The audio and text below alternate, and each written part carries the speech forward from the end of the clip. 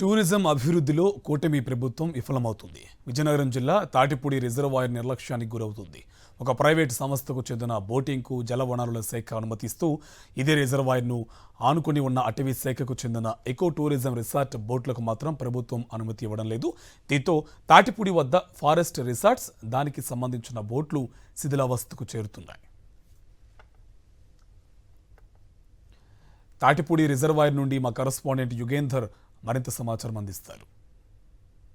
విజయనగరం పట్టణానికి చెప్పుకోదగ్గ పర్యాటక ప్రాంతం అంటూ ఉందంటే అది తాటిపూడి రిజర్వాయర్గానే చెప్పుకోవచ్చు.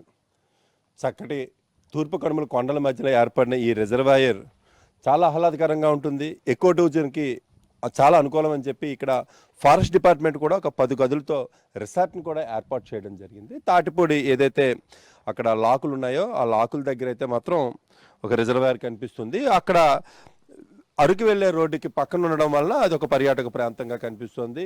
చెప్పండి, అసలు ఇది forest department eco tourism resort ఎందుకు ఇది ఈ రోజున ఆగిపోయింది? బోట్కి ఎందుకు పర్మిషన్ రావు? సార్, ప్రైవేట్ వారికి ఇచ్చారు సార్ పర్మిషన్, కానీ మాకు ఇవ్వట్లేదు. ఇక్కడ ఉన్న వాళ్ళందరూ ఎస్టీ ట్రైబులే చేస్తున్నాం దీంట్లోనూ. కాకపోతే మాకు కాకినాడ నుంచి పర్మిషన్ ఇచ్చారు, కానీ ఇక్కడ ఇరిగేషన్ వల్ల మాకు ఇవ్వట్లేదు పర్మిషన్ ఇస్తే బోట్లు తిరిగితే మరి జనాలు వస్తారు.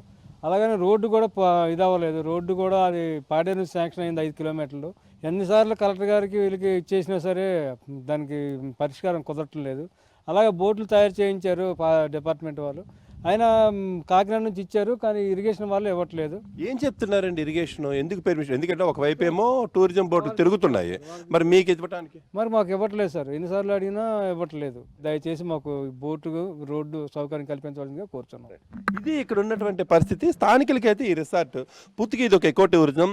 ఇక్కడ ఉన్నటువంటి ఒకవైపు అందమైనటువంటి రిజర్వాయర్ కనిపిస్తుంది. చుట్టూ కనుచూపు మేరలో కొండలు కనిపిస్తూ ఉంటాయి. మూన్లైట్ ఫంక్షన్స్ కోసం, డిన్నర్స్ కోసం పెద్ద ఎత్తున విశాఖపట్నం నుంచి ఇటు రాయగడ ఆ ప్రాంతం నుంచి, ఒరిస్సా నుంచి కూడా వచ్చేటువంటి పరిస్థితి. పూర్తిగా దీన్ని చూసినట్టయితే ప్రభుత్వ నిర్లక్ష్యం అనేది కనిపిస్తుంది. ఒకవైపు ఆ పక్కనే ఉన్నటువంటి ఒక ప్రైవేట్ బోట్ లాజిస్టిక్స్ వాళ్ళకి అనుమతులు ఇచ్చారు.